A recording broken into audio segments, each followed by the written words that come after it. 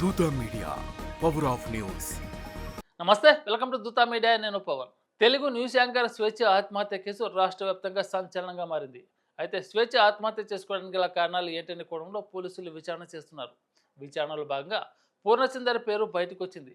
అతని వల్లే స్వేచ్ఛ ఆత్మహత్య చేసుకుందని మొదట నిర్ధారించుకున్న పోలీసులు అతన్ని ప్రధాన నిందితుడిగా పేర్కొన్నారు. అయితే ఈ కేసు ఊహించని మలుపు తిరిగింది. ఈ కేసులో ప్రధాన నిందితుడిగా ఆరోపణలు ఎదుర్కొంటున్న పూర్ణచంద్ర భార్య స్వప్న తాజాగా తెరపైకి వచ్చి సంచలన ఆరోపణలు చేశారు. తన భర్త అమాయకుడని, అసలు బాధితురాలని తనేనంటూ ఆమె చేసిన వ్యాఖ్యలు ఈ కేసుకు కొత్త కోణాన్ని తెరపైకి తెచ్చాయి. తన భర్త ద్వారానే స్వేచ్ఛ తనకు పరిచయమైందని, అయితే వారిద్దరి మధ్య ఉన్న సంబంధం గురించి తనకు మొదట తెలియదని ఆమె అన్నారు. వారిద్దరి మధ్య ఉన్న సంబంధం గురించి తెలిసిన తర్వాత తాను పూర్ణచంద్ర వదిలేశానని తెలిపారు. అంతేకాకుండా స్వేచ్ఛ తనను మానసికంగా తీవ్రంగా వేధించిందని స్వప్న ఆరోపించారు.